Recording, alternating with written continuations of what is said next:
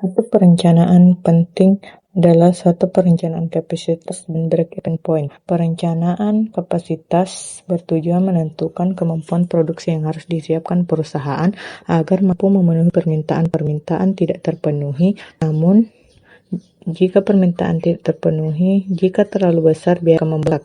Di sisi lain, BIP digunakan untuk mengetahui titik impas usaha.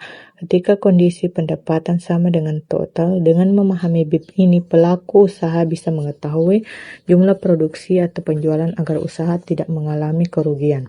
Dalam penerapannya, perencanaan kapasitas dan BIP sangat membantu pengusaha dalam mengambil keputusan, seperti menambah mesin, menaikkan produksi, atau menentukan harga jual. Selain itu, perusahaan juga memerlukan perencanaan agregat dan pengukuran waktu agar kegiatan produksi berjalan lancar.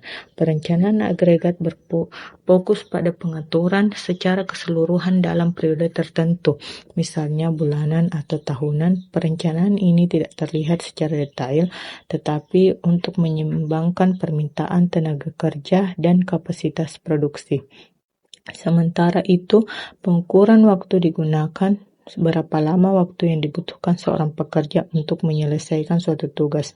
Dengan pengukuran waktu, perusahaan dapat menetapkan waktu standar kerja sehingga pekerja menjadi lebih efisien dan adil. Dalam praktiknya, perencanaan agregat membantu perusahaan menghindari kekurangan atau kelebihan produksi, sedangkan pengukuran waktu membantu meningkatkan produktivitas tenaga kerja. Keberhasilan usaha juga sangat dipengaruhi oleh penentuan tata letak dan fasilitas. Penentuan lokasi berkaitan dengan pemilihan tempat usaha yang strategis, mempertimbangkan kedekatan dengan pasar, bahan baku, tenaga kerja, serta biaya operasional. Lokasi yang tepat dapat menekan biaya dan meningkatkan penjualan.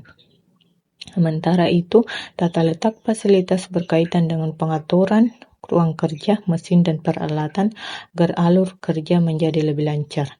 Tata letak yang baik akan mengurangi waktu perpindahan, menghemat tenaga, dan meningkatkan keselamatan. Dalam penerapannya, lokasi yang strategis dan tata berjalan lebih cepat dan efektif. Selanjutnya, faktor manusia menjadi perhatian utama, yaitu MSDM dan desain berperan dalam mengelola tenaga kerja mulai dari perekrutan, pelatihan, pengembangan hingga pemberian kompensasi. Tujuannya agar karyawan bekerja secara optimal dan merasa dihargai. Desain pekerjaan sendiri merupakan proses merancang agar pekerjaan sesuai dengan kemampuan karyawan. Dengan desain pekerjaan yang baik, karyawan tidak merasa terbebani dan pekerjaan dapat diselesaikan dengan maksimal.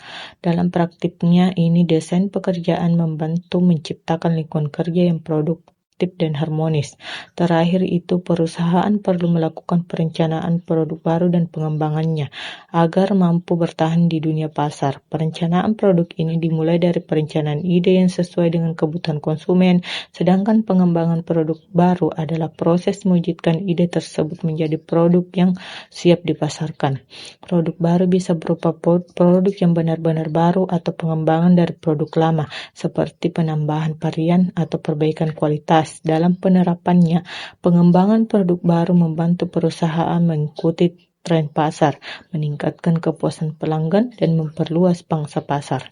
Secara keseluruhan, kelima aspek ini saling berkaitan dan berperan penting dalam mendukung kelancaran operasional serta keberhasilan suatu usaha. Jika direncanakan dan diterapkan dengan baik, perusahaan dapat berjalan lebih efisien, produktif, dan berkelanjutan.